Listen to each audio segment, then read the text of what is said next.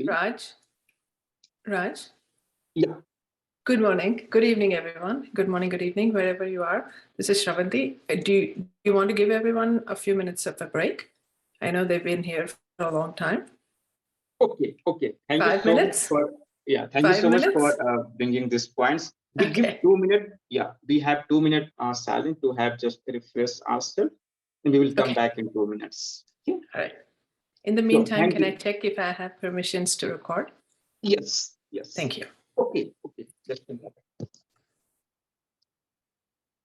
And screen sharing is disabled. If you can give me permissions to do that. Yes. Thank you. Yes, sir. Sorry, I did not mean to interrupt. I just wanted to make sure people had some way of getting up, stretching, or getting themselves some coffee. Susan and I are just waking up. Thank you, Susan, for joining. Thank you, Mr. Ashish. This was wonderful. Great session. Yeah. Good morning. Are you on the East Coast or West Coast? I'm on the East Coast. Susan and I are Clevelanders. And where are you, sir? Time. I'm in Kolkata. Oh, okay. Excellent. We are on the East Coast. Yeah, I am. Yeah, 8:30. My son is also there. So it's 8:30 for you. Not that bad as the West. Anyway, thank you. And Raj, I think I was the co-host. You can make her the co-host then. Yes, Ashish. Yeah, you were co-host now, or you wish to? Okay, we will remove you as co-host now. That's fine. Correct. Yeah, that's completely. Sravanthi, you have the access now as co-host. Thank you. Thank you, Raj. Yes. Okay, so let's begin.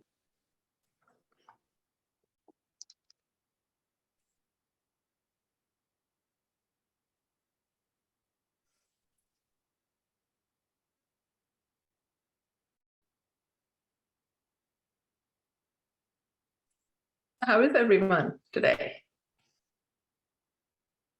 Excited to hear you speak. And I wish I could have heard the others too, but I didn't realize that it started earlier than I realized. Well, that's redundant, but you know what I mean. There are recordings. So Raj has recordings for all the sessions. I can share those with you. Yeah, I have them too.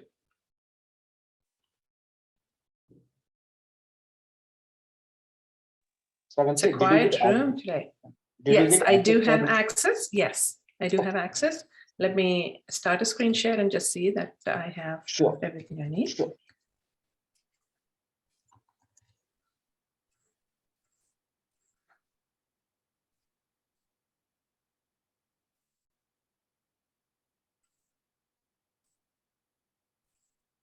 Able to see my screen? Yes. Yeah. Excellent. You may take this in full screen.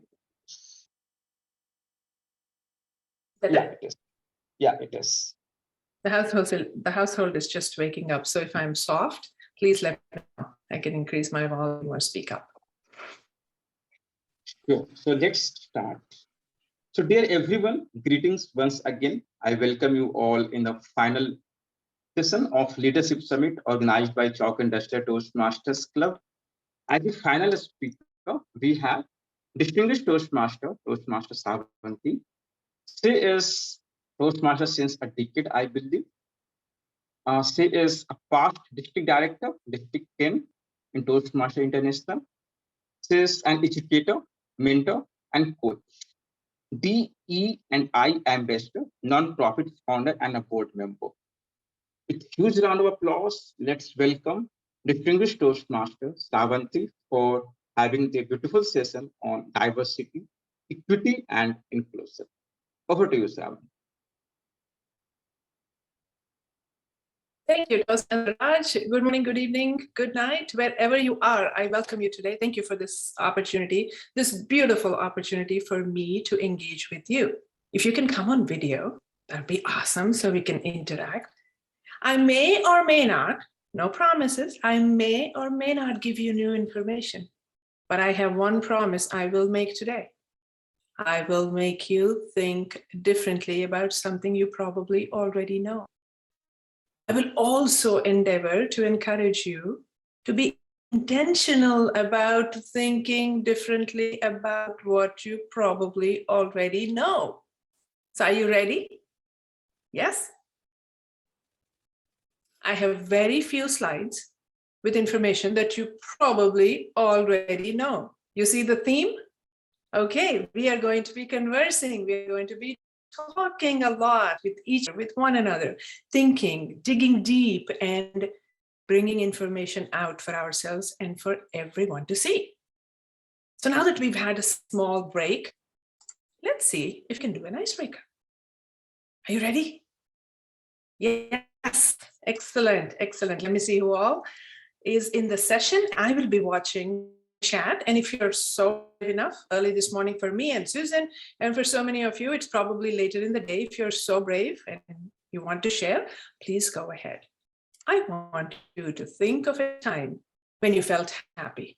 I know it sounds a little fundamental, very basic.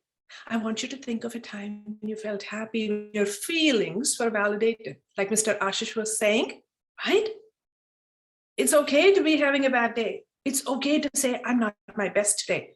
So to say, I'm feeling at 200% today. I'm bringing my A game, let's go. It's okay. So think of a time when your feelings were validated.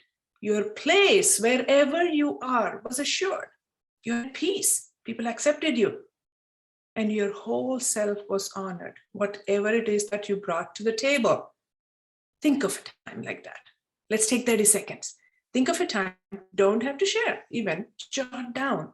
If you wish to share in the chat, light it up. I would be thrilled to read some of your responses and learn a little bit about you as we go through our session. Think of a time when you felt that way. And think also why. Think also why you felt that way.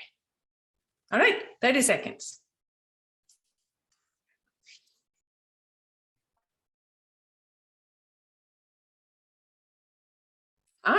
Susan, thank you. Being present for my first granddaughter's birth.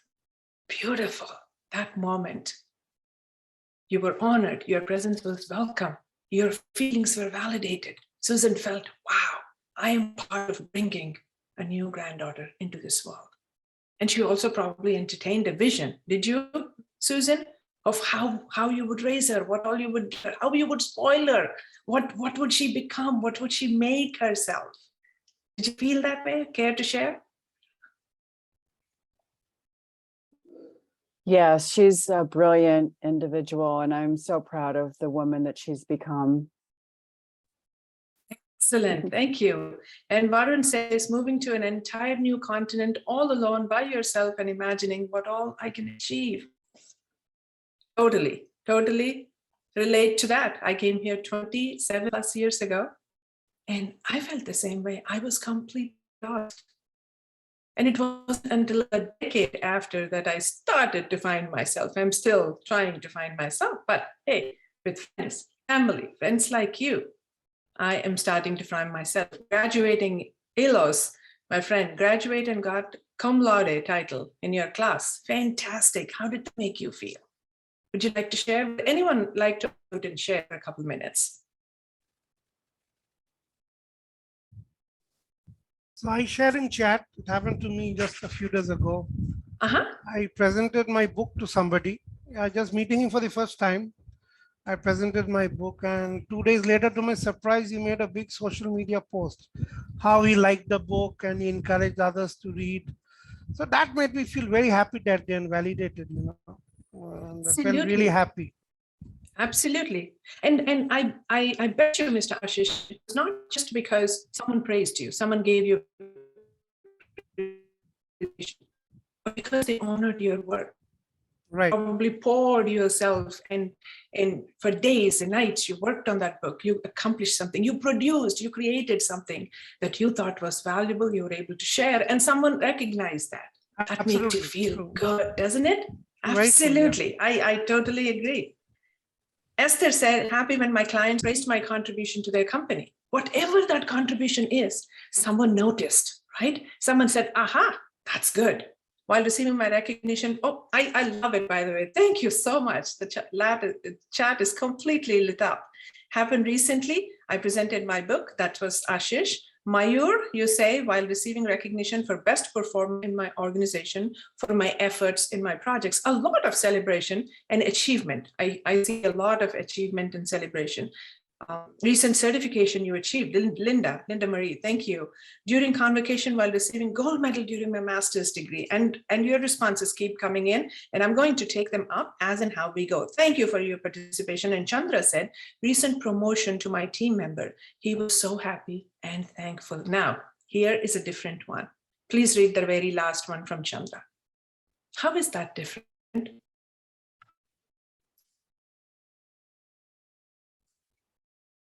Anyone? How is that different? Why did I pick that particular response?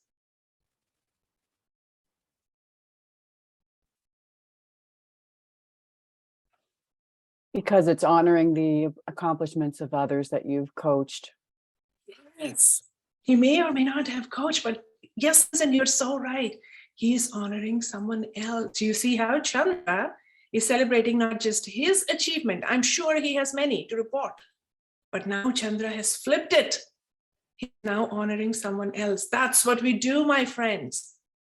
Now Chandra has not only recognized that we're all different and we all have our ways of feeling honored, but Chandra now has said, aha, here is a person I want to include in my appreciation. You see how? There is a subtle difference. Chandra turned the dial ever so slightly and brought a new perspective to the table, right? Okay, thank you for your shares, and we're going to get back to them. And please note, make a mental note, note them down on paper, what they are and why they are important to us. And like I said, I'm going to introduce us to simple definitions, and then we'll have conversation. Are you game? This is the concluding session. So we will leave ourselves with some actions to take, feeling empowered and that we belong in Toastmasters, and which each of these definitions that we're going to touch on today, I'm going to draw out some information and try to relate it to how we can do this in Toastmasters, right? Now, for those of us who've been in Toastmasters, whether it's for one day, almost 10 years like me, or a lot more like some of you, right? A lot longer like some of you. What's the first thing you notice in Toastmasters? What's the first thing you notice in Toastmasters? And that's why I said we could come on gallery. Put yourself in gallery view for those of us who are on camera. It's so nice to see you, Toastmaster Arvind. How are you? Good to see you, sir. Thank you. Go ahead, Susan. Your hand is up. Sorry, I had a little trouble unmuting. I think the first thing I noticed was that I felt safe, that nobody was going to say, you're a failure at speaking. They were very appreciative and encouraging. Excellent. That she felt safe. What else do you notice? Even visually. And that's why I said we will turn our cameras on. Even visually, what do you notice? I noticed a lot of passion in them when I went into the first time a year ago. A lot of passion, encouragement, and when you're part of that community, you kind of feel the same. You feel the same. You see passion. Susan says smiles. You feel camaraderie, greetings to everyone. You feel engagement. Let me take you even more foundational. Do you see? Are any two backgrounds the same? Is any of us wearing the same kind of shirt? Do any of us wear our hair the same way? Do any of us look the same? We don't. It's as simple as that. Where else, my friends, where else are you exposed to this human library? It's like you can come in and you can read it without asking a question, without opening your mouth. Saying a thing, you can read from this. Do you see how simple that is? And that brings us to the very first concept we're going to be talking about. And that is diversity. The state of being diverse. There is variety in us. There is variety. Do you see where I'm going with this? This is a consummate continent of creation. This is a variety that we will never get anywhere. But I also want to challenge and ask each one of us, how many of us tap into it and look into it like that? How many of us have thought about it consciously every single day? We say, oh yeah, we are not like each other. Yeah, let's get on. What's on the agenda? We move, you see? We don't stop to think. Imagine. Just from meeting Arvind at the convention for some years ago, right, Arvind? We were district directors, that we were PQD. I was PQD, and I think he was PQD, or maybe just district director at that time. I don't recall. I met him the first time. We have since interacted at different places. I've since been able to draw from so many that I met at the convention, simply because I was given the opportunity. Now, how many of us think about it? Right, so I want us to just note this. Diversity is nothing but the state of being diverse, having variety. Think about it, right? Think about the Toastmasters Club. Think about Toastmasters International. Think about your meeting room. Think about this particular meeting. However you think of Toastmasters, diversity is implicit. If only we took the time to look around. If only we took time to listen. If only we were intentional about how we went about elevating others, leveraging others, recognizing others, and moving forward together. Do you see how beautiful that can be? All right. More definitions. See? This brings me to my favorite part. Now, can you see, just like this meeting room, everyone's different. Everyone's different. And I need say no more, right? No two people here are alike. If you look around your house, no two walls are alike. Go around the garden, I step outside, no two flower beds are alike, right? No two perspectives are alike. Nothing is alike. But that's where the power is. The power is not just in our commonalities, the power is in our perspectives, in the diverse perspectives we bring to the table. And one thing that we do understand, and while we are talking about physical attributes that we know about each other, because Arvind and I shared where we come from. Oh, I left India 25 years ago. And he said, oh, that's nice. And I'm so and so. And we shared our experiences. You see? So I know a little bit about him. He knows a little bit about me because we chose to share. He knows that I'm male. I live in the United States. I have 2 daughters. I know a little bit about him because I chose to share. Correct? He probably figured out a few things about me because he noticed. But how many of us think about things that we either don't know because someone didn't share, or something that remains hidden because we can never know? But if we tried, we could. This brings me to the next question, quiz time. Tell me one thing that comes to mind right away when you think of an iceberg. Let's light up the chat once again. Iceberg. Everyone knows what an iceberg is, right? Yes, the same Titanic iceberg. Yes. Let's see if we can think about what comes to mind. The first thought, don't overthink this. This is very simple. Depth, you only see the tip. There is depth to the iceberg. Now you might be thinking, now I see where she's going. Anything else? Everyone thinks tip, right? That's all you see. Really, really small. So you know the tip of the iceberg. It's early in the morning because I just said so. It's 8:32, right? It was 8:32 a few minutes ago because I said, and you also know Susan and I live in the same town. See, I chose to share that. You also know, just from looking at us, that Susan and I look very different. You know that I'm an immigrant. You know that Susan is a native. You know Susan is a granddaughter. Do you see how this goes? You know what you know, but there is under the water. You are looking at the chat, lot of unknowns, right? So when we look at our meeting room, when we look at our Toastmasters world, there are still a lot of unknowns, my friends. But what do we do in a meeting room? We invite people. We hear their stories. We give appreciation. We make them feel whole. We support them. We learn about their dreams and goals. Where else can you do this? And the small part of the universe, like my friend Elos says here, is right here. And I'm going to leave this on the screen for a few seconds, and I will be quiet because I want all of us, I really wish for all of us to stare at this visual, let it sink in, let it sink in.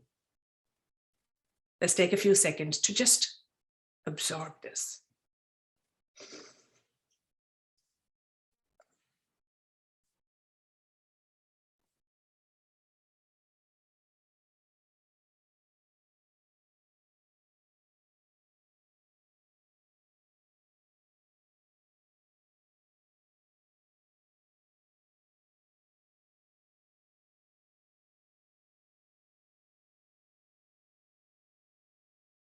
I have seen this only a few hundred times at least, if not 1,000. But every time I see it, I have goosebumps. You see, it suddenly makes me realize how much more I have to learn and how much I already know and how much, like our friend Ashish just said, it's a continuous learning. That's what makes this exciting. Yes, it causes a little bit of anxiety and trepidation when it comes to ourselves, when it comes to our interactions with people. But the hope is that definitely through Toastmasters and everything else that we do, the hope is that there is scope for learning about others. There is scope for being more productive, being more empathetic, and moving forward together. And I especially want us to see some of these nuances, some of these characteristics that are right on that line. Do you see? You might say, because I wear nice gold earrings and a chain and I wear this pin always and I'm paying my dues, you may say, yeah, I'm wealthy, I'm okay. You will never know, right? You look at physical abilities, I'm able to walk.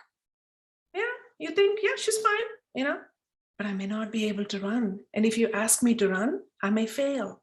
You see, I may not be able to run because I may have plates in my thighs and knees from an accident some time ago. Social status. You know what you know now, but you may never know much more about me. Religion, unless I disclose, you may never know. But if you see me at the temple, you might know I'm a Hindu, right? See, there is always that learning. Has anyone seen this before? Okay, some of us have, some of us haven't. If not, it's as simple as going to Google, like all smart people do, which I did too a few minutes ago, right? Go to Google and say, diversity iceberg. This is what you will see. Now, our goal, the most important point I'm trying to relay here is our goal is to do what? Hold that waterline of visibility, although we really can't hold it, and slowly lower it. Slowly but surely lower it. It is our persistent and permanent goal to do that, my friends, in and outside the meeting room. But the beauty of it is, with Toastmasters, we have the opportunity to do it every second of our lives, in and outside the meeting room, because we make those kinds of connections. We hear people's stories. We understand them a little bit. We make that safe space for them, like Susan said, so they can expose their vulnerabilities. In our meetings, Susan and I are part of a diversity club. We focus on this day in and day out, at least twice a month, more intentionally, and every moment in between. We spend enormous amounts of time trying to do exactly this. Do you see? All right, are we all good with diversity? Do we understand we are all different? We understand we all need to feel whole and honored and belong? Excellent. Thank you for keeping the chat going here. All right, what's the next word that we're going to tackle? Diversity? DENI? Yes, equity, right? That's what we're going to tackle the next. Okay. Right, one time is the range of human differences. The range of human differences, including but not limited to race, ethnicity, gender identity, sexual orientation, age, social class. You see, the list goes on and on. The general types of diversity are internal, external, organizational, and worldview. And our goal is to endeavor to move the needle on all of these diversity. Do you see? And there are some synonyms. I definitely will share this. synonyms that I included. Diversity on the one hand can mean contrast, disagreement, and dissimilarity. On the other, assortment, heterogeneity, manifoldness, and multiplicity. That's what makes this human pie that we are seeing right here delectable, makes it delicious. Right?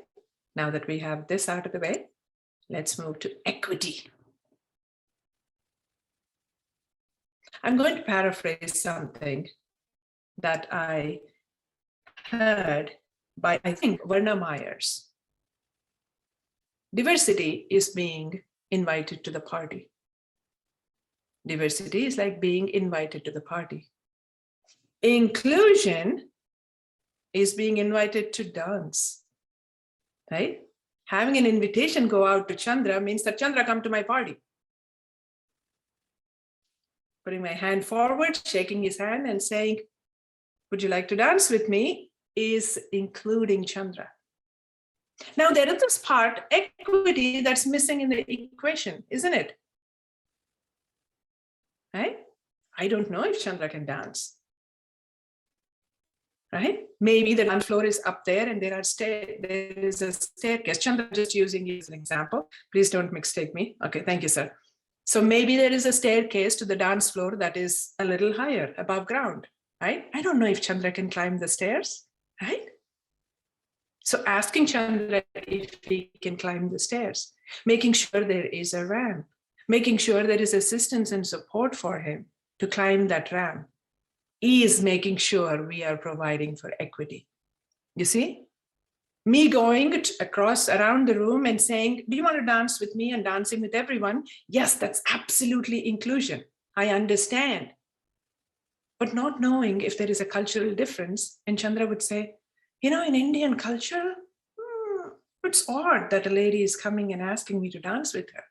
You see? Understanding that cultural differences and recognizing in it, saying, for those of you who are okay to dance with me, I would like to have a dance with you. Understanding that some of us may have different needs, different preferences, and providing for those needs and preferences is where we are creating equity. I grade out the value of shares issued by company because that's usually how we think about equity, right? You know, this is my stake in the company. But this is our stake in understanding diversity and striving for inclusion, equity. That's our stake. So the quality of being fair and impartial is what comes to mind when we think of equity. Now, how many of us understand the difference between equality and equity? Equality and equity. If you do or don't, either way, could you share what equality means to you and equity means to you? And I just explained in the dance scenario, right, what they mean to me and what they mean by definition. And Linda Marie, thank you. Some think of fair as equal, which impedes equity. So pointed. And I have one of my favorite visuals that I'm going to share with you. And that says it all. It's a story in itself, that one visual. And I think some of you know what visual that is. Some may need assistance to level the playing field, right? Some may need assistance. Now let's bring it down as you think of equality and equity. I want you to understand this because this is important, vitally important to all of us. And please don't be shy if you don't know the difference either. It's okay, right? It took me a long time personally to understand. I'm like, I treat everyone equal, don't I? Like, that's not the point, Sravanthi. Some people need you to listen more than instruct. Some people have learning differences that you may not know. See, I was told that. I'm what you call, or at least in the past, I was what you call a minimizer. To affect me directly, I try to minimize someone else's pain, right? Not a good quality. I was made aware of it and I have improved on it. Caste system in India is an example, right? Noor Muhammad, thank you, Noor. And what are we doing to do that? Is we are providing some more opportunities, better provisions to lift another group that is less served. Hopefully until such time that we are all equal, and then we can move forward. Okay. For those of you who are looking at it, the term equity refers to fairness and justice, and it is distinguishable from equality. Whereas equality means providing the same provisions to all, equity means recognizing that we do not all start from the same place, right? And must acknowledge and make adjustments to imbalances. For example, people have asked me, so you studied in India, can you speak English? I said, yes, I can. So because I can, they might encounter another person from India, and they probably can assume or would assume that that person can too. And you and I know not everyone can speak a certain language. You see how? Now, when that person comes into your Toastmasters Club meeting, what do? Do you assume she can speak English and understand English? Right? You try to know a little bit more about her, and you probably can say, I'm going to have Nishit sit by you so you can be helped. So sometimes when that person cannot understand what's being said or shared, perhaps Nishit can translate and be her buddy until such time as she can get up to speed. Now you are addressing equity, because you're not while you're saying this meeting treats everyone the same, you're providing that new member who may or may not speak English, because you are now driven by this other example where you met Sravanthi and you know that she speaks English. You're addressing that because you know this new member cannot speak English or understand it that well. So you have Nishit sit by her. Now you're addressing equity. Do you see the difference in your meeting room? So Nishit will be her buddy. He will sit by her at every meeting. He will touch base with her between meetings and say, do you need help? Did you understand what Arvind was saying in the meeting? Right? And that way we bring this new person, let's call her Jane. You bring Jane up to the same level as Sravanthi some point, then both Sravanthi and Jane can move forward. You see, that is how we address equity. I'm making it very simple, of course, but there are so many other things you and I can do in the meeting room. You can pause for a little bit and you say, does everyone understand what was just shared? Right? Is someone not able to see what's on the screen? Then we put it in the chat. Susan and I, like I said, we belong to a diversity club. There are people, there are friends who are blind persons who attend our meetings every once in a while. There are friends who have physical and emotional disabilities who attend our meetings. So we try to put everything in the chat for them so they can read. We pause and we ask, are we all good to move? We take it a little bit slowly because we understand. Do you see? Now we are making accommodations. That's where accommodations come in. This may be a lot for us to understand because it's very nuanced, but I sincerely appreciate you taking the time to think about this. Does equality exist or is just aspired? I would say aspired. There is some inherent inequality that exists in the universe, whether it is due to conditioning, due to injustice over time, whether it is naturally like that.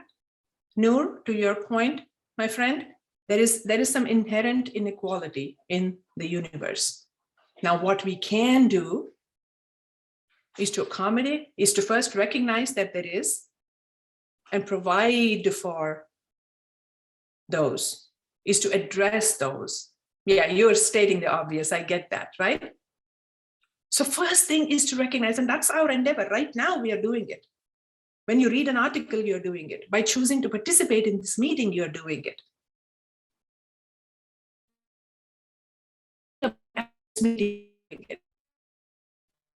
Into the Toastmasters realm, you're doing it. While this is such a broad concept, you and I, friend masters, have enormous opportunity because we are exposed to a library of humanity every single week, if not every single day. Some of us make it our business every single day, right? But at least every week when you meet, think about it actively. Think about how you can reach out to a friend. Think about how you reach out to a new member. Think about how you even took for granted some of the abilities or lack of them of existing members and think about them. Did I ever ask? Did I fully honor this person in the meeting? Did I ever cut them off when they were speaking? Right? Some people stutter or speak slowly. Did I ever cut them off and say, let's move on? I think we're running out of time. Did you ever do that in the meeting? I'm sure we all are guilty of it. So the next time you feel tempted to do it, slow down a little bit, because that's truly where we provide someone a positive and supportive learning environment like our club mission says. Correct? Do you agree? Is this all making sense? Is this good information? I want to pause for a moment to ask. Like I said, this may not be new information. This may be information where we are going to pivot and think differently about. Are we good so far to move to the last part? And my favorite visual I was going to show you. And then I'm going to pause for a few seconds so we can let it sink in. Are we ready for that? Excellent. All right. Let it sink in. This is the visual, my favorite one.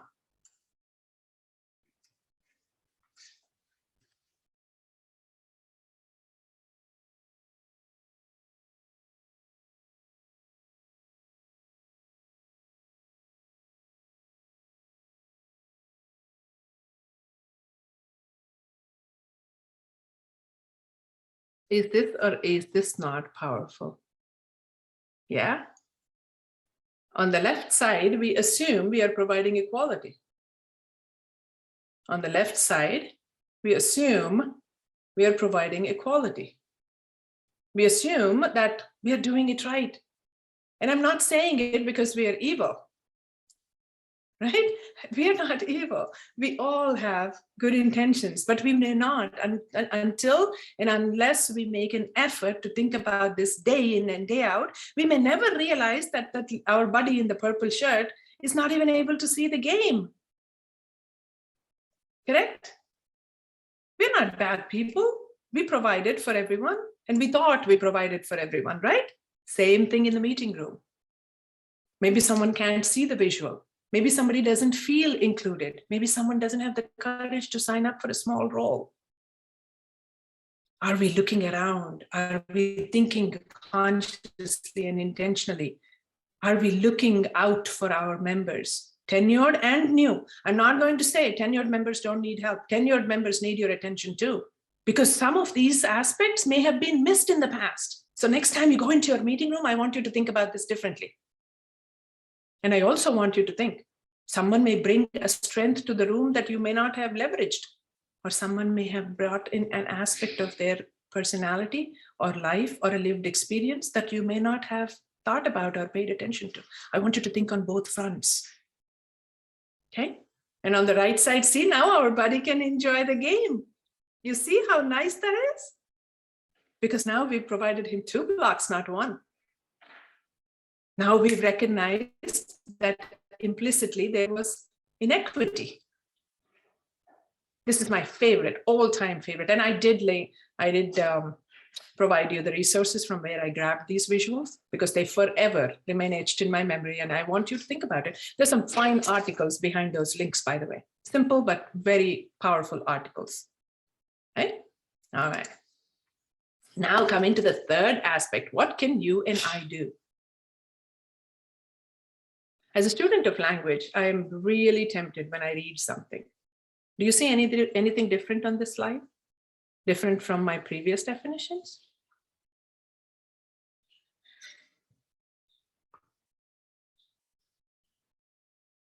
Linda Marie makes an even better point. Thank you. Okay, let's even remove the fence.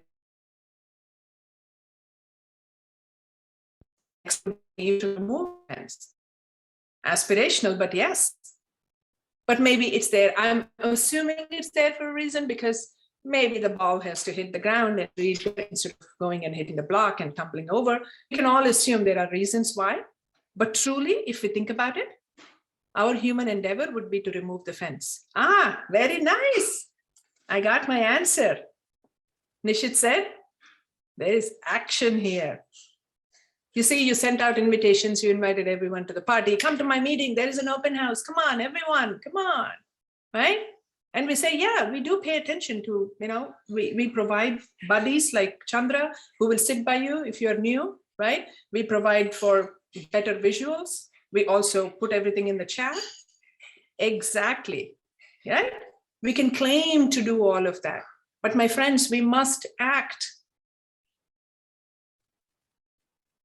This is a verb. This is a verb as much as it is a noun, right? Because there is practice, there is action, there is doing, not just being and understanding. Being and understanding is only the first step. This is doing. How do we actively do it? We invite them. We shake hands with everyone, not just those who look like us. Simple. I'm really simplifying it, oversimplifying it, but things that you and I can think of. Shake hands with everyone, not just those who look like you, feel like you, or you met at a party the other night, right? Welcome everyone the same way.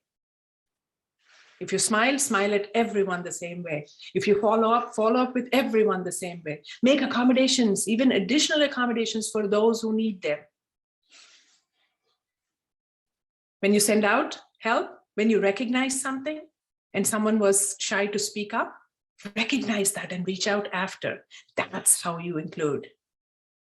Make sure we are all part of all of the opportunities that are open. If you know of something that's going on in your district, if you know of something that is helpful, let's say a pathways orientation, and your club is a little light on pathways orientation and you know something, don't just share it with your friend, share it with everyone. You see, that's where you include. Share it freely. Inclusion is an action word. The action or state of including, of being included within a group or a structure. 1-on-1, 1-to-100, 1-to-1000, do it. Don't think twice, do it. If it's good, spread the goodness. The practice or policy of providing equal access to opportunities and resources for people who might otherwise be excluded or marginalized. That's a little intense, but in our meeting rooms, sometimes that can happen too. Such as those who have physical or mental disabilities and members of other minority groups. And this is a very simple definition, right? Inclusion goes well beyond this. If you look at the diversity iceberg, and I want us to take some more, few moments for the next 1 week, this is our action, to look at the diversity iceberg at least once a day.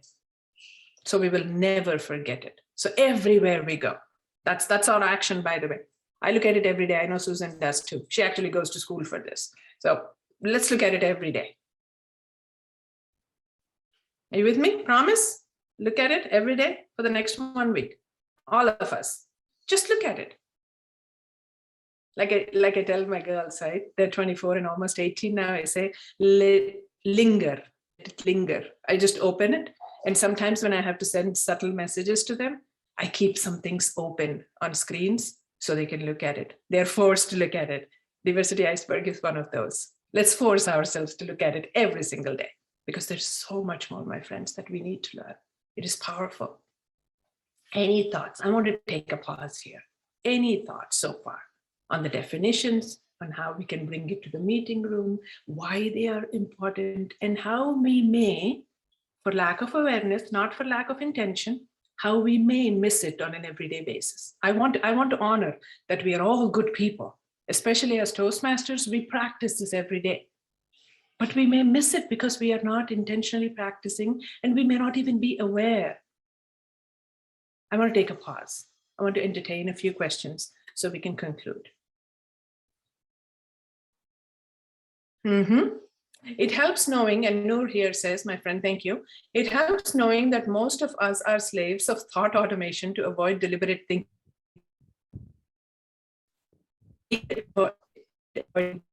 Seeking comfort, exactly. And to make quick judgments to get to where we want to go faster and comfortably. So true, right?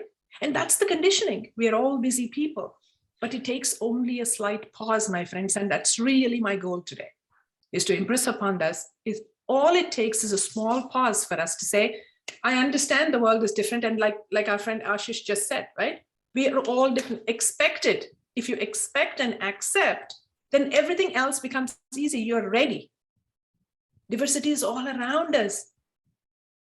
And there is such a thing as unconscious bias. We like people that look like us. We like people that eat the same food as us. We like people, we want to remember people and their most recent good gesture to us. We forget who they are in the past or what experience they bring. We only remember recency. That's called recency bias. We only remember what's most recent. That Sravanthi has done Susan enormous favors in the past are all washed away by that one thing that she said yesterday. You see? Look at the big picture. Always look at the big picture. There is diversity. We are having a bad day, like Ashish said. I was having a bad day. I must have said something to Susan. Immediately, as soon as it's realized, what can I do? I can say, hey, Susan, something I said yesterday may not have come across right. I'm so sorry. And Susan will say, I got it, Sravanthi. I thought you were busy. I know. That's fine. You see how that understanding and trust can build? She allows me the grace. And I say sorry as soon as you realize it. No baggage for next day. You see how light that can be? But you have to build that trust, my friends. And that's where we build this trust, by understanding that we are all different, but there is so much more we can strive towards and to actively work towards building that equity. Now is the time to pause.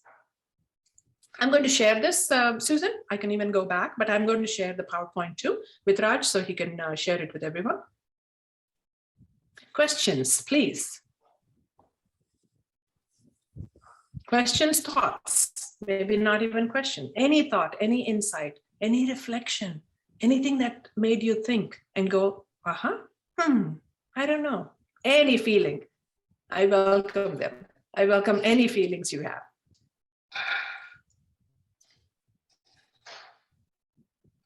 Susan, go ahead, please. This was wonderful. Thank you so much. So glad that I made time for it this morning.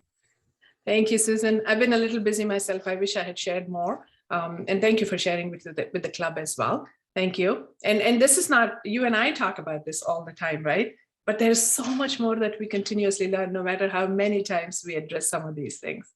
Ashish. Yeah, so I'm trying to play in my mind how I am thinking about equity with respect to Toastmaster and equality. So are you saying that equity is more trying to be aware of what are the gaps in each one and which we need to be aware of, whereas equality, we expect everybody to be treated equally? I mean, how do I distinguish? That's what I'm trying to play in my mind. Very, very good question. Very good question. To the extent possible, and I'll preface my response with to the extent possible. Let's say, for example, there is a resource we are sharing.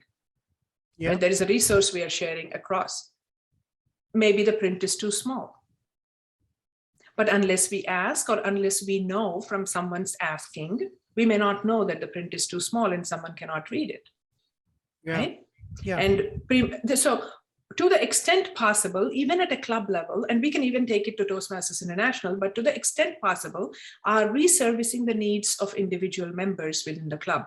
That's where I was going. Every club meeting, we can make it that much more inclusive and that much more productive if we are paying attention. And you hit it, I think you used the word gaps. And I think that's what that is.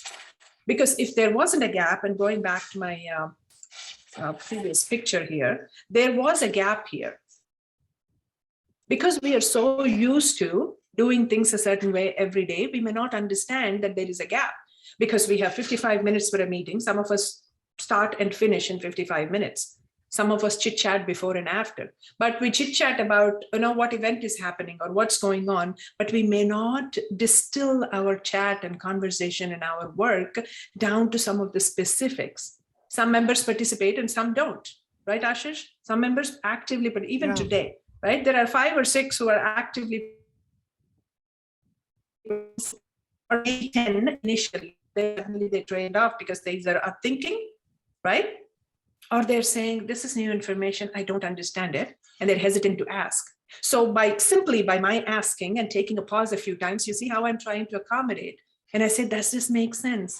You see, more naturally or more strategically, I am pausing, I am asking. So even during our meetings, there may be gaps. And we move on, right? When we make speeches, or if you're the club president, or if I am a VP education, I'm saying, I think we all need to finish level 2s. We need 4 level 2s. By the way, for points 2 and 3 on the DCP, is anyone going to do it? We may want to pause a little bit and say, I understand you haven't given a speech, Chandra, in a while. And let me pick on someone else, not pick. Let me utilize Suresh. Suresh, you haven't spoken in 4.5 months, my friend, after your icebreaker. Oh, icebreaker is not in level 2. Okay, level 2, mentoring speech. I know you talked about your communication style, right, in level 2, but you haven't finished your mentoring speech. So I reach out to Suresh and say, you know what? We need 4 level 2s, but I see that some of our folks, some of our members who've completed level 1, 3 out of 4 of these have not spoken in 4 or 5 months. Reach out to them, make an announcement in the meeting, reach out to them and say, we're going to follow up with you. If they're an assistant VP or a member of the club who has made progress in pathways, you assign that member. You see, paying attention to that inequity, that gap is what I'm talking about. These are small opportunities that can truly amplify our progress. And when I say our progress, not individual achievement, and that's why in the icebreaker, I was trying to make us think, what are we thinking about when we say we were honored, we were achieving? Some of them may feel like they are not being paid attention to. And guess what happens, my friends, in a Toastmasters club? Our friend in the purple shirt may simply disappear after 6 months. Quietly disappear. And that is a sad way of someone exiting, because no one ever asked if they were able to watch the game. No one ever asked if they were able to read the PowerPoint. No one ever asked if they needed help with their speech. I'm not saying this happens every day, but I'm saying this can absolutely happen even in the best performing clubs. If we take our DCP as a measure for success, we are really losing the game. If you and I know, some of us tenured members 3 of us can light up the DCP, really, if we wanted to, right? 3 or 4 of us can completely light up the DCP year after year after year. Don't you agree? Right? Yeah, some of us are smiling. You and I know that, but that's not the point. If your club has 25 members and only 4 active contributors to your points, that is the gap I'm talking about, Ashish. In fact, reminded me when DTM, like you, senior DTM once told me that I had the same as VPS. I had that problem. 4 or 5 people were repeatedly taking roles, but the others had no clue. Then he said, talk to them, find out what are their problems they're facing. Don't have this, and at least try to solve 1 or 2 of their problems if you can. And Absolutely. Don't have any expectation. Don't force them. No, you have to give speech. Understand the problems. I'm relating this to the point you said about equity. Is more of observing, trying to help them, right? And getting that. I'm a mentor now. So sometimes I just expect them to come up to me. It should now be the other way around, where I also am reaching out, trying to understand. So I'm looking at equity in a slightly broader sense. Thank you. Yeah. Thank you. Mission accomplished. I can rest easy tonight. I will sleep so well just because you, a professional, a master at what you do, and the self-lead, the speech that you just gave about how self-leadership works. Now, if you are saying this and you think there is an opportunity for me to think differently, Sravanthi, my day is made, Ashish. Thank you. Thank you for saying that, because even for the best of us, this can be an opportunity gap, a gap where we are thinking differently, a gap that can easily be addressed by reaching out, right? In District 126, just not 2 or 3 weeks ago, I gave a presentation about mentoring, right? And I concluded the presentation with, sometimes all you have to do is ask, is there anything you need, right? How can I help you? Let me know if I can help you. Never say, let me know if I can help you. For those of you who receive emails from me or have ever talked to me, I never say if. If we could eliminate that one word from our vocabulary and say, I welcome your outreach. Let me know how I can help you, not if I can help you. And just by virtue of that, that person will reach out to you. That very day that you have said that, I know 5 people will reach out to you, and it's magical. Please, Chandra, go ahead. It's Sravanthi. This is my name is Chandra, and I'm from Hyderabad. So today this is my first Toastmaster event. Okay, so I joined as a guest. My. Okay, so thanks for the Nijampet, which is in Hyderabad, for forwarding this link, and it was very, very great to be part of this club. Okay, hope I definitely I would like to participate more in this one. Absolutely. So coming to the Ashish point, I just want to make one point, okay, regarding the equity. So I really well understood that that equity, inclusion, and the diversity. I feel that to have more equity and inclusion, definitely we need to have more diversity. The more we connect, definitely we understand more about them, and definitely we can, or they can help us. Okay, it's not one side; it's both sides. They can and we can help part of that and do that actions of the practice. So first, we need to connect more and more to have more equity and inclusion. I just want to add that single statement. Okay. Absolutely, Chandra. First and foremost, let me share how I'm feeling right now. I want to say thank you. The first thing I want to do is say thank you for choosing to be here today. I know you could have been at a million other places. Yeah. Thank you to each one of you, all of us who are in this session today. Thank you for choosing to be here. You and I'm sure, have other things on our agendas that we could be doing right now, especially for this topic. This can be enormously powerful and productive for all of us. So the second thing I want to say, Chandra, is you're very right. You're very right that it can never be this one person endeavoring to change the world. And this is how we work, even in your Toastmasters meeting. And I was just bringing it down to the Toastmasters meeting room only so we can engage in this way and then amplify and take it outside the meeting room, because our real work in Toastmasters is never in the meeting room. Our real power and our change, we are change makers outside the meeting room. But the change and the learning of the change and the power of our voices starts in the meeting room. Right? And I used the word leverage at the very beginning. Does anyone remember I said, how are you recognizing other members and how are you leveraging some of their strengths that they bring? I also talk a lot about strengths finders, right? I make it known. I make it known who I am. Did you know, if you notice on the last one, I'll say again, I have 2 or 3 strengths that I bring to the table. No matter what I say to everyone, take me up on it. Right? I can be your person. I want you to think about your strengths too, because we are inherently gifted. All of us are. Let's believe that. We are all inherently gifted. We have different gifts. And so in your meeting room, if you're thinking about it consciously, and I'm looking at Ashish too, right? If Ashish goes back and says, I didn't think about Esther like that. Esther is good at making these flyers and she can turn things around in half an hour. That could be she could be on our PR team. Maybe then think broader. She could be on our PR team for the district because she's that good. Oh, next time there is an open house, Chandra, why don't you work with Esther to whip up some flyers and let's take it to town with our open house visibility and PR. You see how that can work? I do the same with Susan. When Susan offered, and Sravanthi, I think we need some more presence for the diversity club. I said, thank you for offering, right? And now we both work together. I know our friend Mitra, our club president, is here. I think that's who it is, right? See, we work together now. Mitra has been busy. He has a young family. He's been busy. So we've been making up for him. Sometimes when he's able and he comes in and he's ready to take over, we will recede to the back. You see, that's how we leverage one another's strengths. But we recognize that he's busy right now. I have a little more time to spare. And Susan seems to somehow make time for everything. Please don't ask me how. You can ping her and ask. Susan makes time for everything.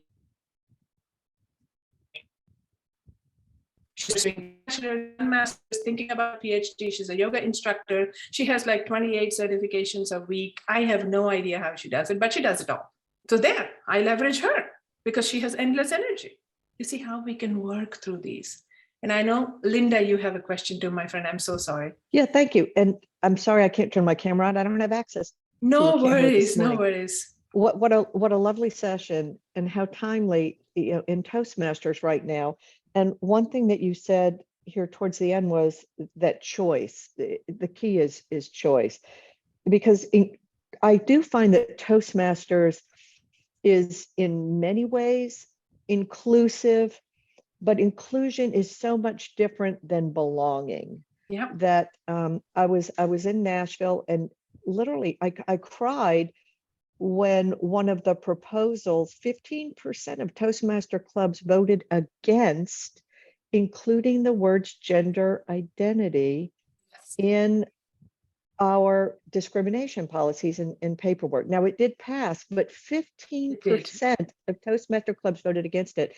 And then overwhelmingly, Toastmasters voted against the ability for incarcerated clubs to have a voice in Toastmasters. And so for me, when we think about diversity, equity, and inclusion, it's easy for me, being the mother of a severely handicapped child, it's easy for me to sell people on the concept of including my disabled child, right? It's much different. It's a whole different level of choice for Toastmasters to open their minds and hearts to take it past something that's about ableism, but more towards gender identity or incarceration, because we come with our worldviews about this. And what I've noticed since COVID, and since we have moved towards virtual clubs, many, I mean, I belong to 3 clubs that are only virtual, that this is becoming the forefront. And this is one of the reasons we're either losing membership, number one, losing membership, but secondly, becoming segregated. I see so many clubs being created now. One recently that I joined, because it's a brilliant club, called Black Talk Toastmasters.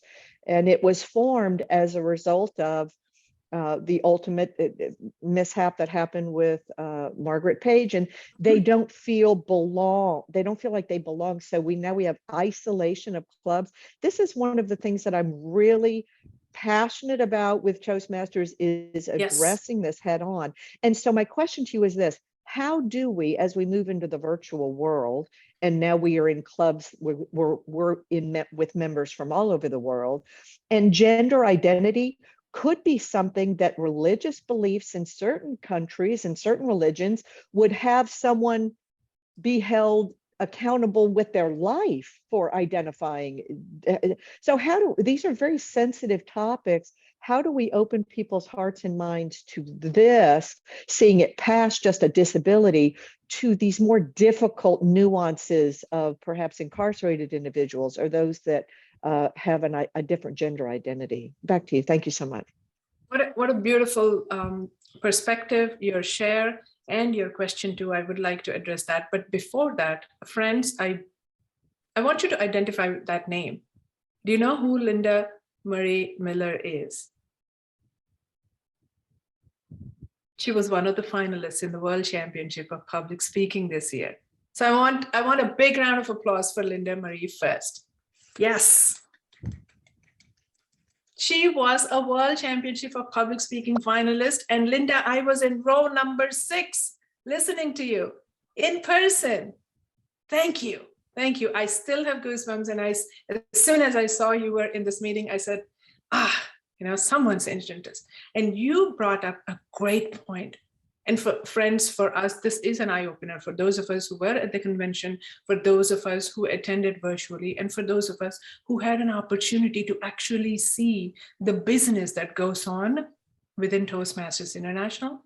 I want us to take away a leaf from today's meeting, is to say there's so much we can do. And to Linda Marie's point, there are so many of us who, and I honored all of our goodness, right? I said, we are all good people. It's not for lack of intention, right? It's not lack of awareness, lack of willingness, lack of open-mindedness, lack of willingness to think differently, because number one, we may not have the information. Number two, we may not, my internet connection. Number two, we may be conditioned to think a certain way over time that has solidified our beliefs and made us less open-minded over time. Third may be that we don't accept that things will change or we must change with the changing times. So Linda Marie, if I can attempt to answer your question, I will say the first thing that always comes to mind when I'm answering questions like these is, how can we change? Number one, everything starts with us. We can lead by example. We can say, I'm so glad you shared this information. I was not aware. Number two, invest in learning more. Invest in learning more from a personal example perspective. That's my first way of addressing anything, right? If I'm not doing it, I have no business telling anyone else to even invest a second, an ounce of their energy in it. And number two, research more, build awareness, because everyone's perspective is valid. It's their reality. And just because you and I don't have the same lived experiences, it doesn't mean that there isn't that Linda Marie's lived experience or Susan's lived experience or Chandra's lived experience or Balaji's lived experience is not valid. It is absolutely valid. So you and I owe it to ourselves and everyone around us to identify what it is that we need to invest time in. And number three, on a personal basis too, is to actively think about these topics. And how can we bring it down to our meeting room and the inclusive and exclusive cups that we are talking about that Linda Marie just alluded to? If someone's feeling that they cannot be part of your club because reason X, Y, Z and more, right? You and I have an obligation to address that. Those become bigger gaps. It's easy to shy away from the discomfort. It's very easy to linger and hang with people who are exactly like you and me. But no good ever comes out of it, right? You and I are not going to grow from that place. We grow from a place of discomfort, from support, from understanding, and from building this knowledge. So as much as we are conditioned to think a certain way, because we are either less informed or we are culturally differently oriented, or we don't have a world view, or we don't have an organizational view, we don't have the same lived experiences, you and I owe it to one another. Because guess what? You and I have those needs too. Not the same, but similar, maybe different. But we all have needs that someone needs to address and cater to and make us feel belonged in a certain way at a certain time. So I don't know if directly we can address this, but at an individual level, at our club level, in spreading awareness, in taking it up to Toastmasters International, we can all endeavor to improve the system, one small step at a time, one word at a time, one handshake at a time. And remember, inclusion is an active practice. Let's all remember that. Diversity exists. Whether you like it or not, whether I attest to it or not, whether Susan agrees or not, diversity exists, my friends. There's nothing we can do about it. The only thing we can is to accept and expect that everything that we do will at some point be different from what we believe or what we know. Equity is something that is inherently present. Inequity is present, and equity is what we must strive for. We must continuously act in policy and practice. That's why I put this here. It's not just in our words and in our little meeting rooms. We can do more. We can do more. We can become active voices. And that's one of the reasons why I'm doing this, right? I want to be that voice. In my small way, I'm affecting a whole bunch of people here. And if we can take that and be those common denominators where we are spreading this and acting on it actively, guess somehow, suddenly by tomorrow morning, there'll be 1,000 people who will be influenced by all of us here, right? We have to believe in it first. Then only then we can amplify the effect. And then inclusion, all voices and all visions. Because we all have those needs, we all have this where Linda is leading us to. Belonging is a concept that we are talking about more and more these days. Belonging is the feeling of security. It's a feeling. That's why we started with feelings. Remember, in our icebreaker, we said, what made you feel happy, right? There is a reason why. There is a reason why you felt happy, because it touched on something deep inside. It's not the coat you're wearing. It's not the color of your hair. It's not your degrees. It's not your Toastmasters accolades. None of that. It is different. But all of that can be addressed. We have an opportunity. That's all I'm saying. This is not a one-all, do-all fixer, right? But we have an opportunity. We have our voice, we have our meetings, we have our agendas, we have our projects. In each and every one of those, we have an opportunity to understand that there is diversity, to understand there is need for equity, and to actively practice and address it through inclusion. So my friends, thank you for the opportunity. Thank you for the questions and your engagement. I could not be more grateful for all that you will do after this session. I hope you have some serious takeaways, and I'm here for socializing, if you will. And at this time, I would like to say, and I said, put it out there, right? Did I say I put it out there? I engage any questions, I will stay back. Did I say, I put this out there, take me up on it? I'm always open to engaging. I may not always like what you said, but I am open. Like Aristotle once said, right? An intelligent mind is that which can entertain an idea without agreeing with it. But I will come to an enlightenment. I will come to empowerment, but I can empathize with you. I can energize you. I can engage with you. I will leave my email address and my social media handle here for any of you who would like to reach out. I'm happy to have a conversation with you. Back to you, Toastmaster Raj.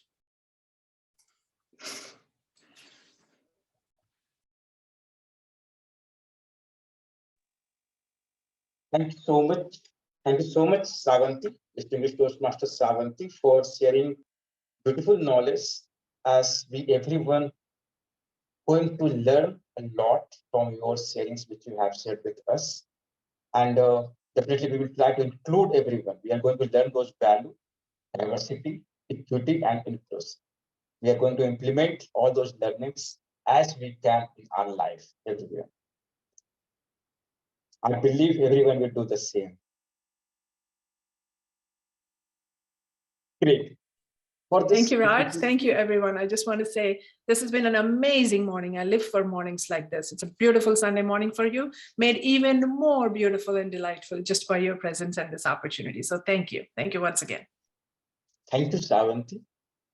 On behalf of Chalk and Duster Toastmasters Club, there is a small token of appreciation I just wish to present.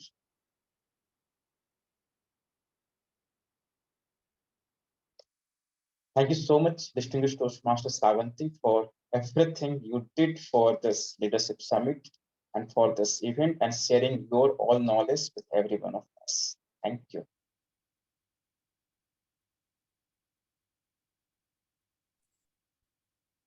But this also, I would like to acknowledge the presence of everyone who took their time and attended these sessions and make your time very valuable as you are receiving those knowledge, which all 6 global speakers who shared their experience of life in Toastmasters with us. I just would like to acknowledge all 6 of them again who were part of this Leadership Summit event. The 6 global speakers were distinguished Toastmaster Bindu Chinta. She spoke about mindful leadership. Dr. Damira Vijaya Lakshmi, she had spoken about understanding and developing mindset. Dr. S.K. Brilliant, distinguished Toastmaster, he spoke about service leadership. Mansi Thakkar, director of WinPlus Private Limited, she spoke about digital leadership. Chartered accountant Ashish Datta, he spoke about self-leadership. And just we heard from distinguished Toastmaster Sravanthi about diversity, equity, and inclusion. I also would like to acknowledge the 4 hosts who helped us. Club President of Chalk and Duster Toastmasters Club, Lakit Aptua. Pradeep Shetty, member of Chalk and Duster Toastmasters Club. Ravinder Kaur, again, member of Chalk and Duster Toastmasters Club. Mercy D'Souza, a member of TCS Magic Toastmasters Club, Mumbai. They help to have this session as host. I also would like to thank my mentor, Sravanthi Vallampati, distinguished Toastmaster, and Bindu Chinta, distinguished Toastmaster, for helping me to organize this Leadership Summit event. Thank you so much to both of you. And also, I would like to thank Saugat Kamelia, who was VP PR of the club, who is VP PR of the club, and who helped to design beautiful posters and help to reach out to most of the Toastmasters across the globe about this event. And also, I'd like to thank out to everyone for your support to have this beautiful session. I'm very sure you are going to take a lot of learnings from all the 6 speakers. We are going to upload all those recordings of all the 6 sessions on YouTube, and we will share this YouTube link with everyone as you receive these information about the event. With this, I conclude, and I would like to thank everyone. With this, thank you so much, everyone. We can have a few minutes chit chat, and thank you. Thank you, Raj. Congratulations, Thank you, Sravanthi. Thank you, Susan. You can give me feedback, right, Susan? Everyone give me feedback, please. I'm here to learn. I'm here to learn. Don't get it all right the first time, but I hope you have some key takeaways that you can think about and reflect on and make them part of your everyday. That's really our goal. At least my vision is for all of us to think about this more intentionally. Mm-hmm. I'm sorry I missed the other speakers, but I look forward to seeing the recordings. Yep, absolutely. I'll share more actively, Susan. I sometimes forget, with everything else. But social media, Raj is very active on social media. This is District 98. So this is one of the districts in India. Anything else that I haven't addressed or I misspoke or something that you felt like it was either misplaced or I could have said it differently? I'm open. We can hang for a few minutes if that's okay with Toastmaster Raj and friends. Yes, definitely. So one thing, this Chandra again. Sure, Chandra. I'm also from Hyderabad, by the way. That's my hometown as well. Oh, okay. Good to know that, Sravanthi. Okay, so one thing is the pictures were awesome.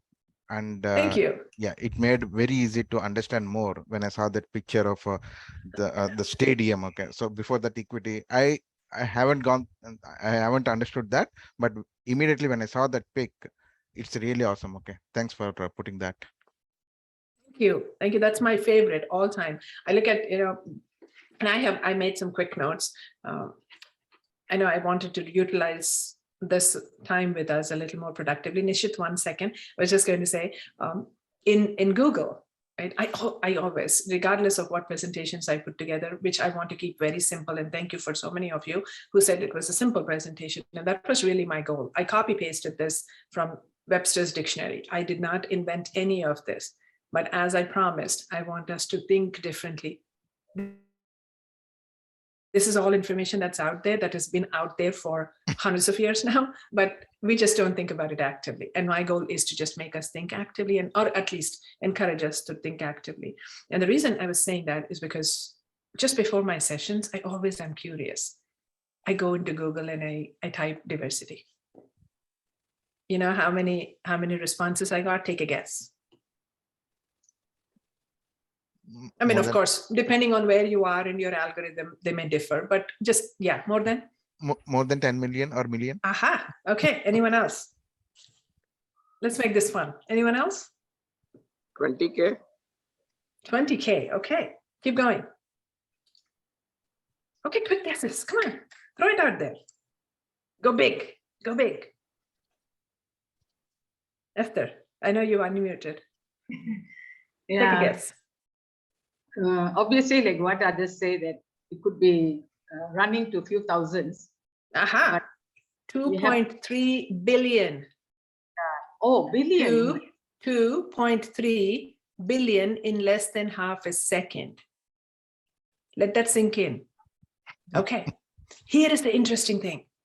Then immediately I typed equity and I hit enter. Half of that. 1.2 billion. We have work to do. Simply put, Right. A very non-scientific way to think about it. We have work to do. A lot more people are looking for diversity and understanding it, but the real work is in understanding equity and inclusion. Half. Isn't that interesting? Exactly. And inclusion, same, 1.3 billion. So we are interested in learning about it. But the point I'm trying to make is we should be interested in doing something about it. Learning and making powerful speeches, crisp slides, all of this is not too much avail, right? The good work that we do has to amount to something. It's not about making speeches. It's from speaking. It's from doing. It's from knowing. It's from empathizing. It's from getting results collectively. So that's what I wanted to share. Quick trivia. I always do that. I always do that before my sessions. I just quickly go to Google and say, how many responses do I get? It makes for a fun icebreaker sometimes. Go ahead, please. Anyone else? Go ahead, Nishit. Yeah. So, madam, I am from Gujarat in a very small place called Ankleshwar, where I am working. There is the place, and actually my native is Rajkot. But one of the best learning which I found is inclusion, where what you told just now. Because many people used to think their own prestigious or development than others. So how we can motivate that way, that I understood in today's session. How can we make others motivate and include Thank you in whatever task we are doing? So thank you so much, ma'am. Absolutely. Thank you, Nishit. And it is as simple as saying, hello, I'm Sravanthi. Nice to meet you. Yeah. That's all it takes. That's all it takes. And sometimes I don't know why we hesitate even doing that. I have no idea why we hesitate. You see, yesterday I was, and I'll just keep this brief, in my hometown of Cleveland, Ohio, in the eastern part of the United States. I live right on Lake Erie. If you're looking at the map of the United States, Lake Erie or Lake Erie, E-R-I-E, I sit right there on that. That's my city. So we have a huge diversity festival here, and it's hosted by one of my dear friends, Bharat Patel. He's Indian. And I was a dance mom, but yesterday I was not a dance mom. When I say dance mom, my daughters dance and they win competitions and all of that. So I was a dance mom backstage. I was also the MC. I'm a core volunteer of India Fest USA every year, right? So yesterday, for the first time, neither of my daughters was competing. Our oldest daughter is away in college. She's working already. Our younger daughter yesterday became an MC with me. She's also a Toastmaster, also a competent communicator. So she was part of my MC team. So the reason I'm saying this is there were literally 1,000 people I met yesterday. And at least a handful of messages came to me saying, how do we practice what you did on stage? I was making conversation, I was making jokes, I was minding. This was a whole day festival, believe me. I was on stage all day long. Of course, I had help from 4 other MCs, but I'm the senior most of them too. The reason I'm saying this is the 1,000 people I met, and they see me on stage and I'm getting down stage and they're hesitant to say hello. Guess what I did? I'm Sravanthi, by the way. That's all I did. I shook hands with everyone yesterday. And this is my hometown. I know many of them, but there were so many more I didn't know. I shook hands with every single person and I said hello. And I was busy yesterday, right? So if we really want to do it, my friends, it is easy. I was the core anchor for an entire event, but whenever I stepped outside, I shook hands with 100 people before I came back. 100 people. So somehow we hold back. Kuch to, like something. I don't know what it is. Don't hold back. You have so much to give. Give. Don't hold back. All of that iceberg business. Do I know? I don't know what she's going to think. Oh, maybe she's Hindu. Maybe she's not. Oh, she's an MC. She's really good. I'm so hesitant. So when people are thinking that, you know what I could do? Because I was a good presence on stage, right? You can be intimidated by that. You see, I was in a nice bright sari. I was out there all day long. People can be intimidated. So what did I do? I broke the ice. I broke the ice. I shook their hand. You see, that's easy because I understood that they could be intimidated, right? I knew that they wanted to say hello. They would smile and I could see it in their eyes, but they wouldn't put their hand forward. So I leaned in and I said, hello. I said, I really have to get back, but it is so nice to meet you. May I know your name? And here is my phone number. That's it. I'm gone. I'm gone in like 30 seconds. But you see, you do it. So my friends, all I have to say is you do it. You lean in and you say hello. That's all they know. And you won't believe, in the small town, I've been here 27 years in the same city. 27 years. I get messages from total strangers saying, I met you there and you were so nice. You handed me a glass of water when my child was crying. Or I met you there and you shook my hand and you shared your number. I have a need now. Can I call you? You see, you never know. You never know how that will come back to you. And Rajesh, my friend, you have a question. You have your hand up. Yeah, DTM, Sravanthi, it was an amazing session. I'm from Dubai, actually.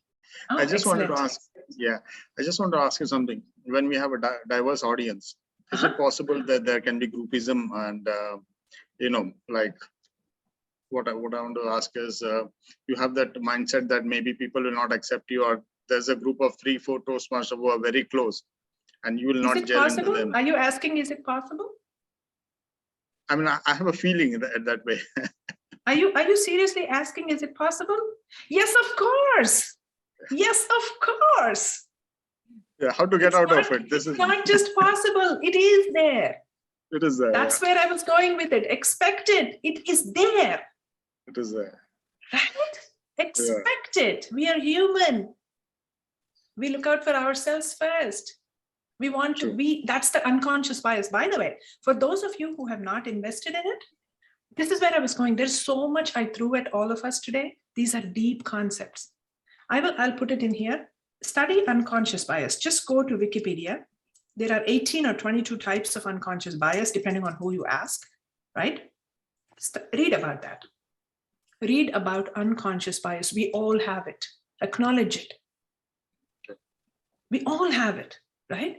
Today, did you see? I picked on everyone who probably didn't look like me. I took Elos's name. I acknowledged his chat. You see how I don't do it consciously, but because I have practiced it long enough, I don't always graduate towards somebody I know, because the only person I know is Raj. I started off with Arvind because I wanted to use him as an example, but I quickly moved away from Arvind because I don't want to hang only with people I know. I touched on some new friends today. You see? So to your point, yes, it is there. Accept it, my friend. Expect it and accept it. Groupism will be there. Humans will be different. We have different perspectives. We have different lived experiences. Some of us are less open-minded, right? Some of us want to win only for ourselves. We don't care about the group. The collective culture versus the individual culture, even though we come from collective cultures, right? We are all about us. Some people are there, you cannot fix them. What you can do is fix your approach and actively work towards improving what you see as not fair, right? Actively include. There is a club, there are 4 people who will always act differently, right? Yeah. You reach out, you act, you lead by example. You reach out, you act, and you cannot control. Just what our friend, who was our speaker, Ashish? He left, right? Just the previous speaker, he touched on self-leadership, right? What did he say? He said, you cannot control everything. Control what you can control. That's why I say it starts with us, the member, the individual, you, me. Susan, my friend from the club, and Mitra is still here, our president of the club. The name of the club is Diversity for Success. We talk about diversity, equity, and inclusion. That is our vision, is to make ourselves better humans by actively practicing inclusion. Would you like to say something? Thank you. Absolutely. And actively practice it. And I invite Mitra, if Mitra wants to say something. Actively practice it, actively include, observe, And here's another thing I will share with you, Rajesh, which may be helpful to you. Here's another thing I'll share which may be helpful to you is understand the why. What is triggering their groupism? While you cannot solve the problem, you can understand what is triggering their groupism. Are they insecure for a reason? Are they only the ones who want to do a certain thing a certain way? In understanding that, in reading, making observations, in researching and understanding and listening and empathizing, you may truly be able to change the dynamics of the meeting, the dynamics of your interactions. I will tell you, just by being open-minded, just by being empathetic, I say, you obligate people to be kind. You obligate people to work with you.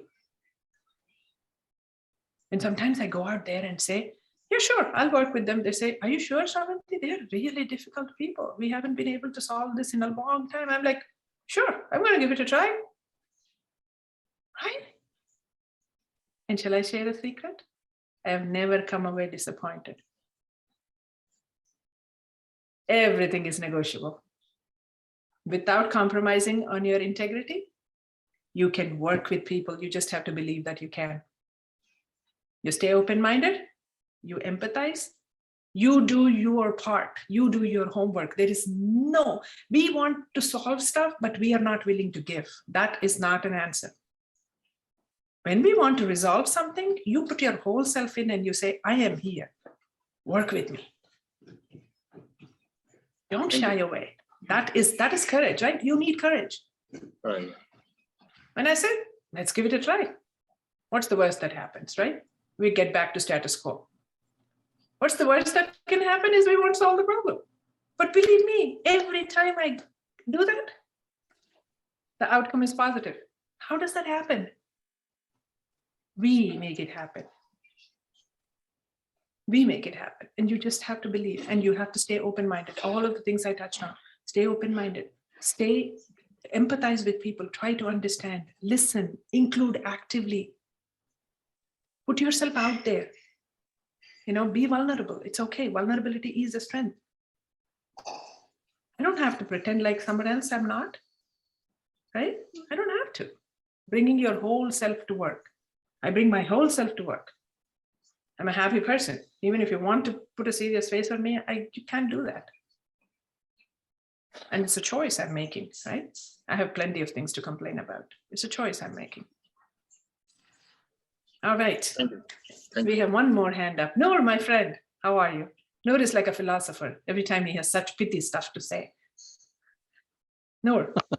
Actually, today I'm taking away a lot from you. So. Oh my God, you're a philosopher, my friend. I know. No, we interact so much at different levels, but you truly are.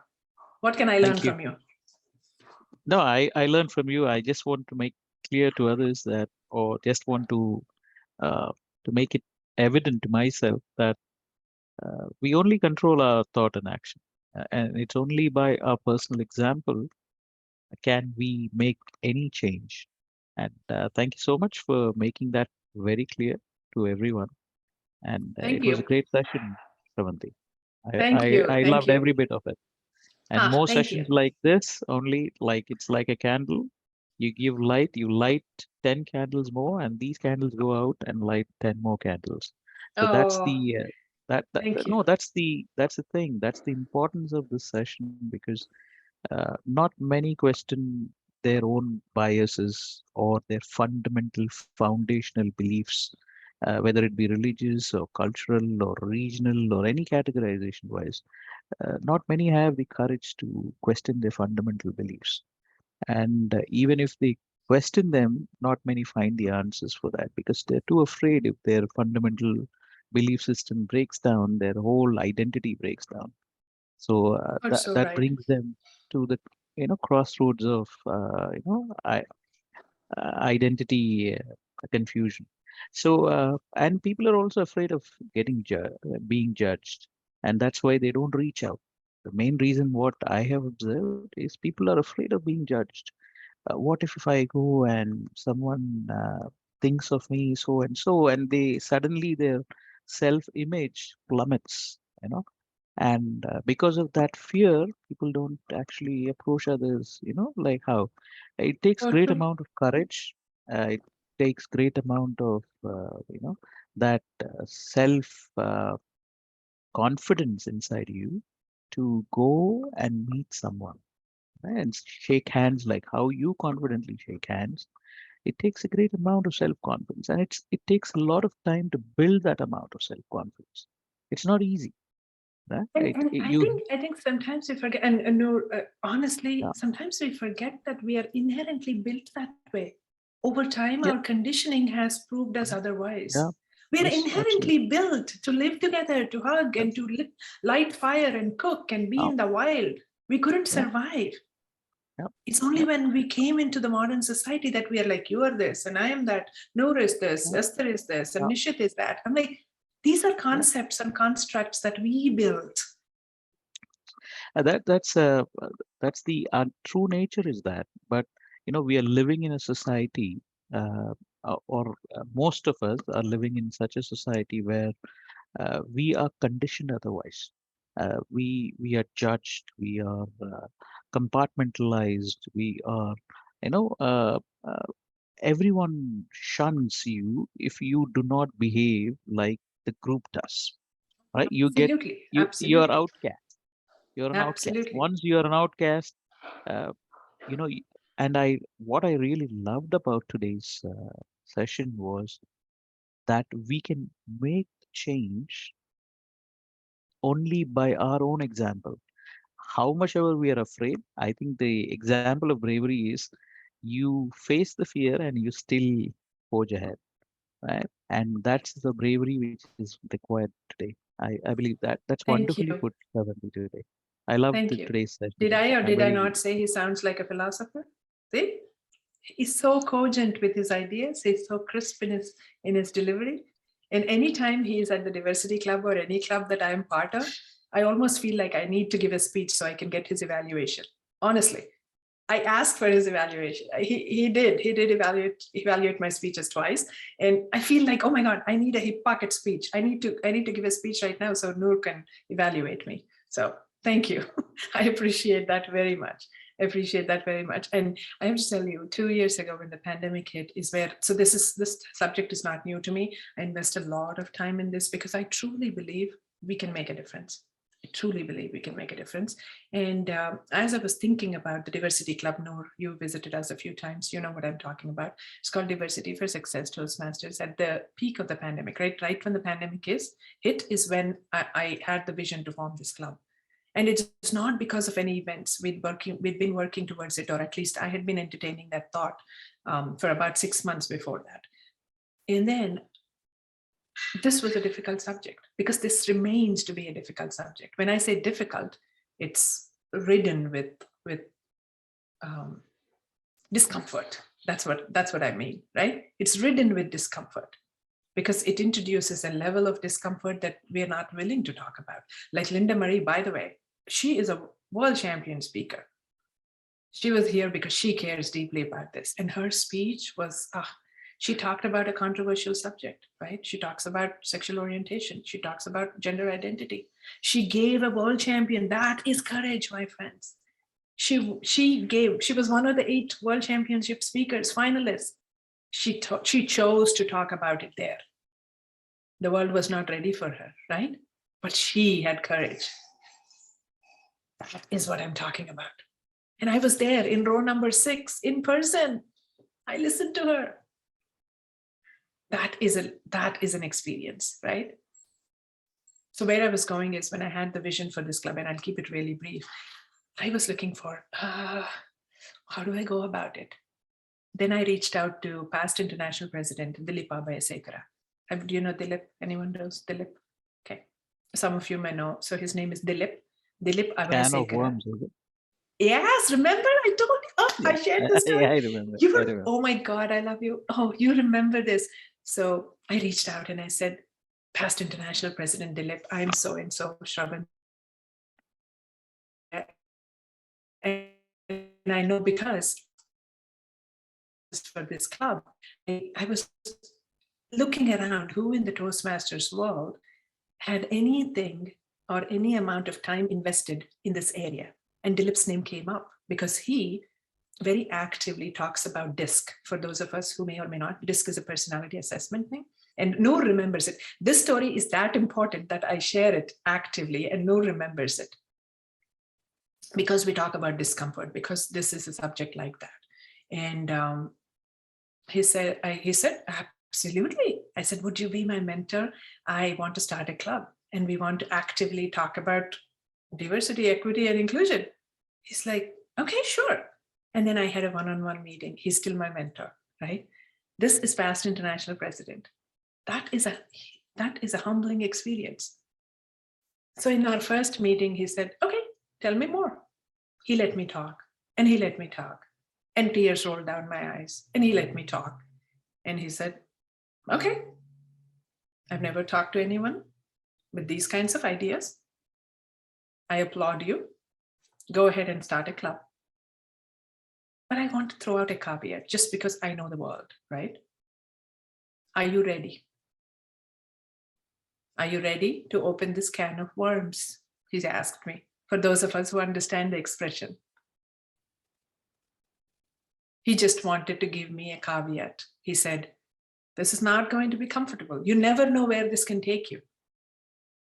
But with the way that you are looking at it, with the positive vision that you have for Toastmasters and yourself, I think this is a good idea. But I just want you to know that there will be challenges, right? There is discomfort, but as long as we are open, we are having this conversation. See, sometimes discomfort is going to be there. In our diversity club, a tenured member came in and gave his first coming out story of how, his sexual orientation was not accepted in his church, at home, or anywhere. And he's not young. He's 70 plus years old. He lived with it all his life. Now you see the power of it? He lived with that all his life. It is the first time that he came to that club and he spoke because he felt safe. He felt safe. That's the story I wanted to share. See, every time I think about it, yeah. I think that's a speech we should have recorded.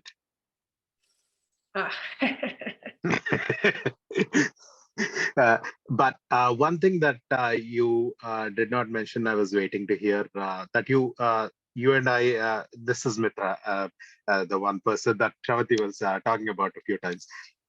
So one thing that I wanted to share is, other than having these ideas, there is an objective that Sravanthi brings to the table.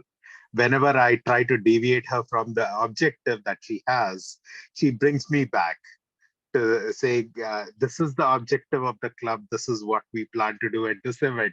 So any idea that deviates from that objective should not be entertained.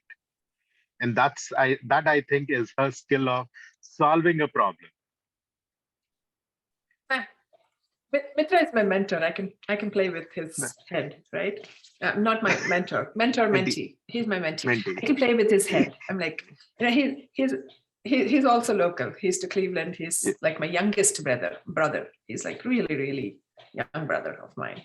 So yeah, it's fun. It's fun. So I know we've taken a long time. I do appreciate your participation. I like Ilos. I know you're very quiet. You attend all meetings, but I would like to hear your perspective before we close.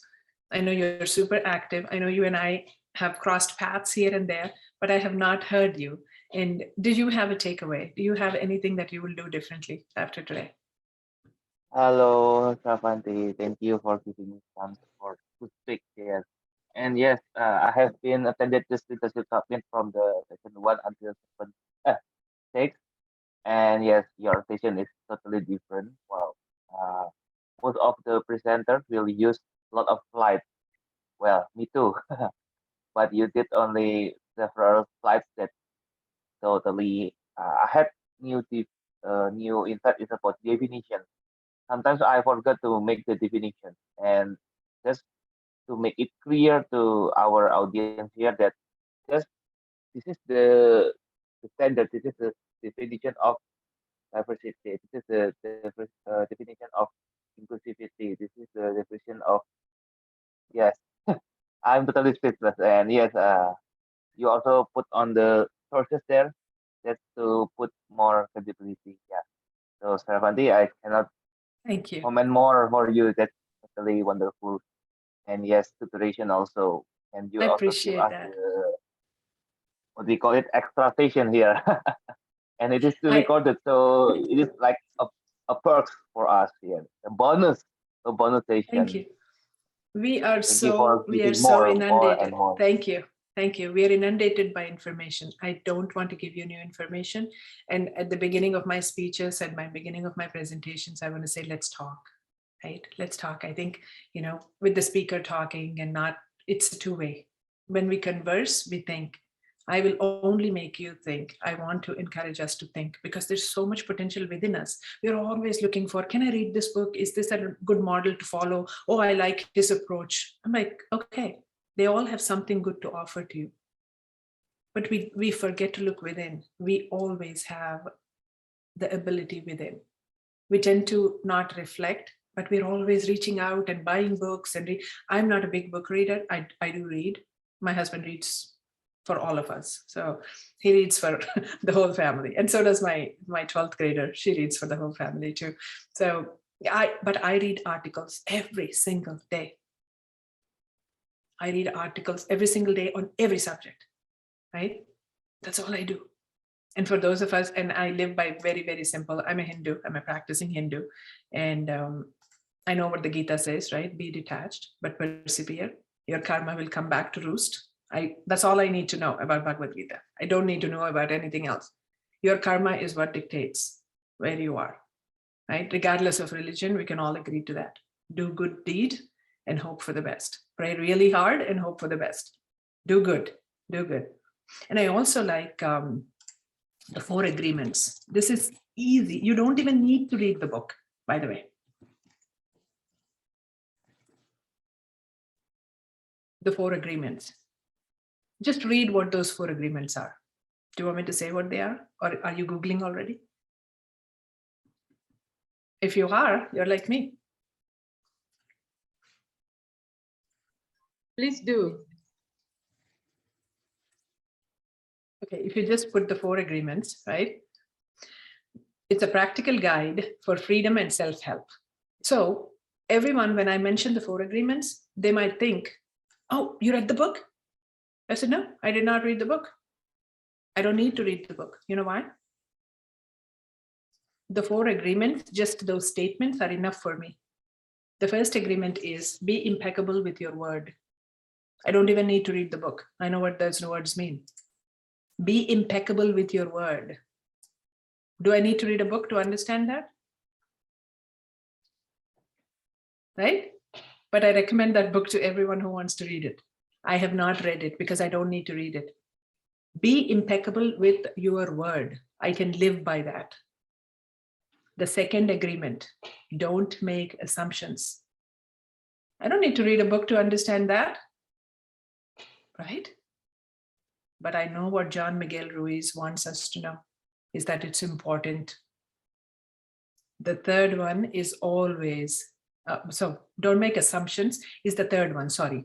Second one is don't take anything personally. I'm getting my order wrong. Second is, so be impeccable with your word. Don't take anything personally. Don't make assumptions. And the fourth one is what? Always do your best. You don't even need to know anything else.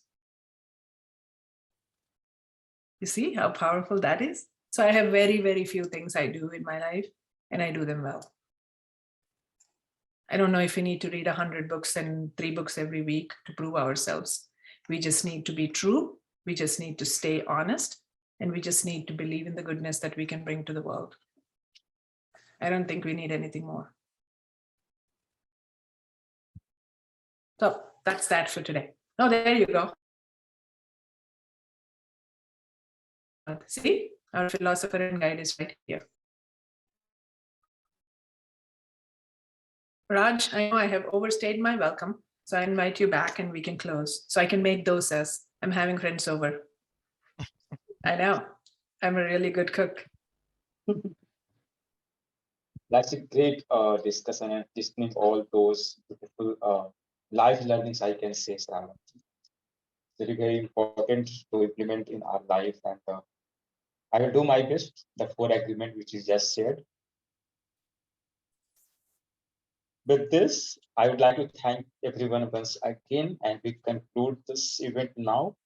We all are Toastmasters. We all are always integrated with each other under one umbrella, Toastmasters International. So we will definitely meet anywhere in some of the events, some of the club meeting, or any activity of Toastmasters. Regarding anything which you wish to ask regarding Chalk and Duster Toastmasters Club, you can reach out on the WhatsApp number, which you must see on the flyer which you got as part of this leadership summit. Raj is a sponsor of the club, right? Raj is a sponsor. And my friend Vaughn, I haven't heard your voice, but I received a lot of chats from you. Vaughn and I are mentors for this club. So if you're a new Toastmaster or you're not a Toastmaster, join this club because this is where it's happening. Thank you. We will wish to have some more such beautiful events where we all would be receiving great learnings from those world experienced person, world leaders who are in those masters. You will have not there. Not there. You honor us. You honor us quite a bit, Raj. I know, but I love the learner in you. I love the learner in you. I love how humble you are. He's the best area director in District 98. You know, he just got awarded that. So if you don't know Raj, close to know him now. I am honored that he's my mentee. I am honored that we have discussions even beyond Toastmasters about his professional growth, about his life, where he wants to go. I truly am learning about him. I have a different perspective. I left India when I was very young. So it's hard for me to understand how people feel, what the competition they have, and how things are, because I left when I was 23. That was 27 some years ago, almost, right? 28 years ago. A long time. I've never been an adult, a working adult in India. I studied and I left. Right? I don't know what it is to work. So through people like Raj, through friends like you, I'm learning. Right? The virtual world, this whole pandemic, that's the only good thing that came out of the pandemic, is it opened up the world for people like me, who kind of miss a piece of their motherland and piece of their experiences. But I get to relive all of them now through everyone. So it's beautiful. Raj, I'm so proud of you. I'm so proud of you for taking this. It is an immense undertaking for your HPL project. The DTM is that far away now, just that far away. Definitely. Thank you so much, Sravanthi, and thank you so much, everyone, for your presence and all your learnings which you received. And I believe you are going to implement for your growth, for your society growth, for your organization growth, wherever you are. And you are leading by an example everywhere you would be. Thank you so much. With this thought, I would like to conclude this event now. And thank you so much. See you somewhere else in Toastmasters always. Thank you. Thank you. Thank you, everyone. Thank you, Raj. Thank you. Love and best wishes. Bye-bye. Beautiful. Bye-bye. Thanks, Raj. Thanks, DTM Sravanthi. Thanks, everyone. Thank you, Raj. Thank you, Raj. Thank you. Thank you. Thank you, Nisit. Thank you, Esther and Margaret. Thank you so much. Thank you. Bye, everyone. Thank you all. Bye. Thank you, Raj. Thank you, Raj. Thank you. See you again. Sure. Sure. Thank you so much. Elias, Esther, Nisit. Hi, Elias from Indonesia. Nice to meet you. Yes. Yes. Hello. Hi. Bye. See you again. Bye. See you again. Bye. Really very interesting. Worth my weekend. No, I make sure I appear on the camera. Thank you. Bye. Thank you. Bye. Bye. Good night.